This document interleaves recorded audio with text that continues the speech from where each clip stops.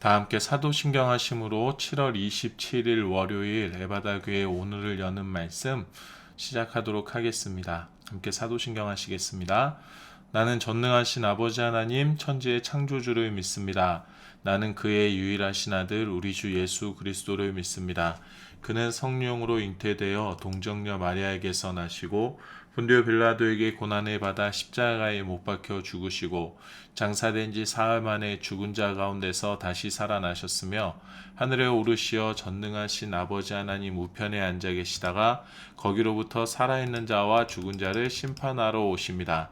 나는 성령을 믿으며 거룩한 공교회와 성도의 교제와 죄를 용서받는 것과 몸의 부활과 영생을 믿습니다. 아멘.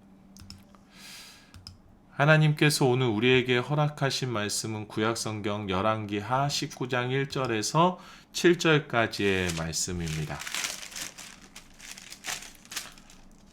열왕기하 19장 1절에서 7절 구약성경 595쪽입니다. 열왕기하 19장 1절에서 7절까지의 말씀을 다 함께 읽겠습니다.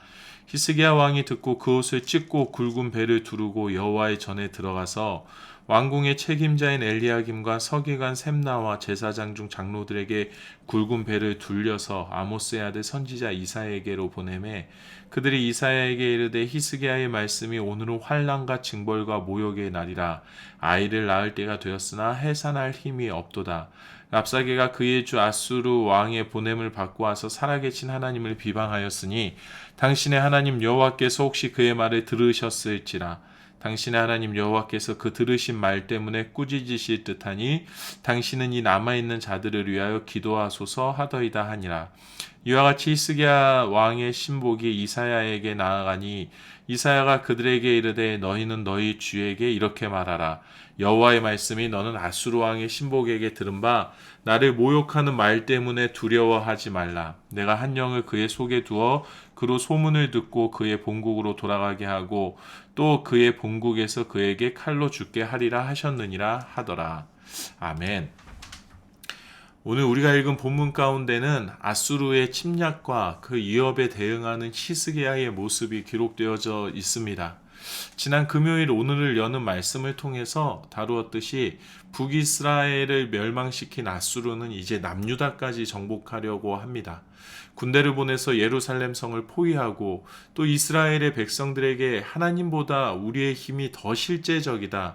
너희를 구원할 것은 바로 아수르의 왕 나이다. 나에게 행복하면 내가 너희를 풍요로움이 가득한 땅에 살게 할 것이다 라는 협박과 회유로 이스라엘을 위기에 몰아넣게 됩니다. 히스기야와 이스라엘 백성들은 아수르의 조롱과 회유에 답하지 않습니다. 거기에 반응하지 않습니다. 오히려 하나님의 말씀 앞에 반응하기 시작합니다. 오늘 우리의 본문 속에서는 이 위기의 상황을 하나님의 마음으로 바라보는 히스기야를 우리가 발견할 수가 있습니다. 1절의 말씀입니다.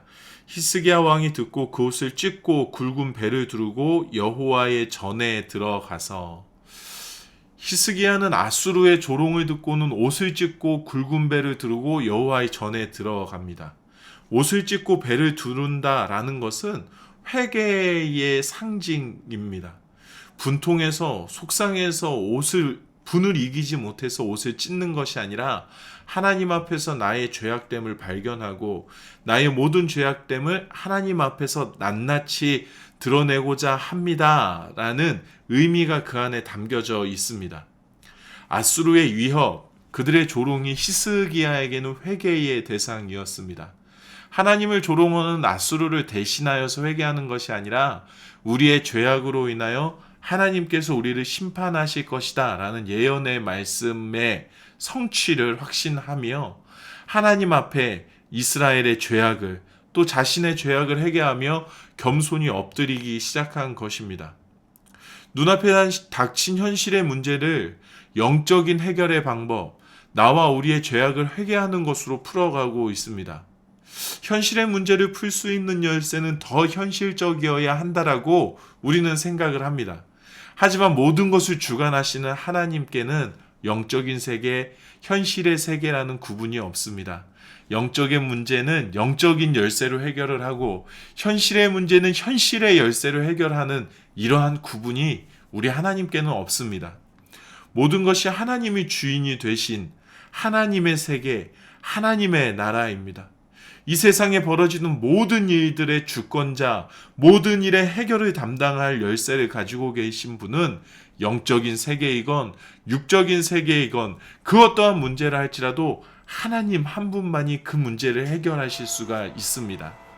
하나님의 예언의 말씀, 너희의 죄악으로 너희가 고난을 당할 것이다라는 하나님의 말씀이 오늘 나의 현실에 드러나는 것을 보면서 히스기야가 하나님 앞에 엎드린 것은 해결책으로 맞지 않는 키를 넣고 돌린 것이 아니라 하나님의 예언이 우리의 삶에 구체적으로 이루어지는 것을 통하여 하나님을 더 신뢰하고 하나님의 일하심을 더 구체적으로 바라보게 된 것입니다.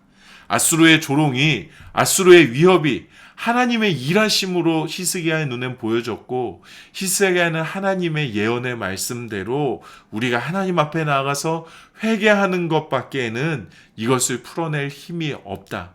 우리가 하나님 앞에 나아가서 회개하게 될 때에 하나님께서 말씀하신 이 고난이, 이 조롱들이, 이 위협이 다 해결되어질 것이다 라는 확신을 가지고 하나님 앞으로 나아간 것입니다. 3절의 말씀입니다. 그들이 이사야에게 이르되 히스기야의 말씀이 오늘은 환난과 징벌과 모욕의 날이라. 아이를 낳을 때가 되었으나 해산할 힘이 없도다. 히스기야가 신하를 이사야에게 보내며 자신의 고백을 전달합니다. 오늘은 환난과 징벌과 모욕의 날이라고 합니다. 굉장히 위기감이 느껴지는 것 같습니다. 하지만 그 다음의 고백, 아이를 낳을 때가 되었으나 해산할 힘이 없도다라는 구절을 통해서 우리는 히스기야의 마음이 무엇인지 알 수 있습니다. 환난과 징벌과 모욕의 날은 히스기야에게 있어서 하나님의 약속이 성취된 날을 의미하는 것입니다. 너희가 죄를 지었으므로 이방인에게 수치를 당하고 하나님께 징벌을 받을 것이다라는 이사야 선지자를 통한 하나님의 말씀이 이루어진 날입니다. 고난이 기대와 희망으로 전환되는 날인 것입니다. 영적인 시선이 없으면 망했다, 끝났다라는 것으로 절망에 빠지겠지만 하나님의 예언의 말씀을 붙들고 있었기 때문에 환난과 징벌과 모욕, 하나님의 약속이 드디어 임했고 이제 하나님의 구속의 은혜가 새롭게 시작됨을, 그 새로움을 히스기야가 기대하고 있는 것입니다. 또한 히스기야는 모든 것을 하나님의 주권적인 능력과 인도하심 가운데 이 예언이 성취될 것이다라는 것을 기대하고 있었습니다. 아이를 낳을 때가 되었으나 해산할 힘이 없도다라는 의미는 드디어 기다리던 하나님의 회복의 은혜가 시작되었지만 그것이 우리의 힘으로 이루어지는 것이 아니라 하나님의 능력으로, 하나님의 도우심으로 우리의 삶 가운데 벌어질 것을 기대함을 고백하고 있는 것입니다. 4절의 말씀입니다. 랍사게가 그의 주 아수르 왕의 보냄을 받고 와서 살아계신 하나님을 비방하였으니 당신의 하나님 여호와께서 혹시 그의 말을 들으셨을지라. 당신의 하나님 여호와께서 그 들으신 말 때문에 꾸짖으실 듯하니 당신은 이 남아있는 자들을 위하여 기도하소서 하더이다 하니라. 히스기야는 이미 하나님께서 일하실 것을 기대함으로 믿음 가운데 거하고 있었습니다. 하나님께서 분명히 그들의 조롱을 들으셨을 것이고 살아계신 하나님께서 그들을 징벌하실 것이니 이사야 당신은 이제 그 언약의 말씀, 회복의 말씀이 우리에게 성취되도록 우리를 위하여서 기도해 달라라는 것을 요청하고 있습니다. 히스기야의 확신에 찬 이 고백에 하나님께서는 이사야를 통하여서 이렇게 전달하십니다. 이사야가 그들에게 이르되 너희는 너희 주에게 이렇게 말하라. 여호와의 말씀이 너는 아수르 왕의 신복에게 들은 바 나를 모욕하는 말 때문에 두려워하지 말라. 내가 한 영을 그의 속에 두어 그의 소문을 듣고 그의 본국으로 돌아가게 하고 또 그의 본국에서 그에게 칼에 죽게 하리라 하셨느니라 하더라. 하나님께서 이스라엘에게 현실의 두려움을 두려워하지 말라라고 말씀하십니다. 히스기야가 예언의 말씀을 기대하며 믿음 가운데 거한 것처럼 하나님께서 그의 백성을 위하여 하신 약속을 이루어 가실 것임을 다시 한번 확인시켜주고 계십니다. 약속을 붙들고 살아가는 사람은 고난이 다가와도 기대함 가운데 머물 수 있습니다. 징벌과 모욕이 찾아와도 기쁨 가운데 머물 수 있습니다.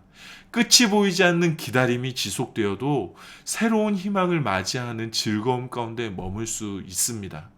왜냐하면 하나님께서 우리에게 허락하신 이 믿음은 우리의 모든 삶을 하나님의 약속의 관점에서 해석할 수 있도록 해 줍니다. 현실과 믿음이 구분된 것이 아니라 현실을 감싸 안아버리는 믿음이 이 현실을 어떻게 해석해야 할지를 알려주며 하나님의 방법으로 하나님의 일하시는 것을 믿음의 관점으로 바라볼 수 있게 해주기 때문입니다. 나의 이 삶을, 우리가 처한 이 상황을 히스기야처럼 믿음의 관점, 언약의 관점, 약속의 관점으로 바라보는 은혜가 우리에게 임하기를 간절히 원하면 좋겠습니다. 눈앞에 보이는 것이 마음을 무너뜨리는 것이 아니라 모든 것이 하나님의 주권 가운데 그의 이루신 가운데 있음을 고백하며 또다시 믿음으로 나의 삶을 바라보며 두려움 가운데 거하지 않는, 오히려 하나님의 약속이 성취되어지는 날이구나라고 기대하며 즐거움 가운데 하나님께 영광을 돌릴 수 있는 우리의 삶이 되기를 원합니다.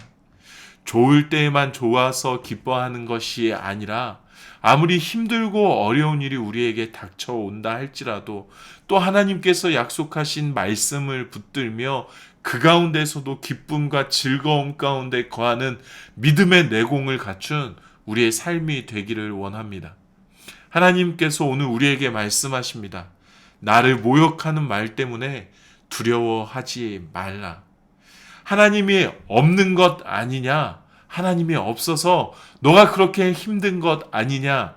라는 말 때문에, 그렇게 해석되어지는 상황 때문에, 그렇게 이해되어지는 나의 생각 때문에 두려워하지 말라라고 오늘 우리에게 말씀해 주십니다.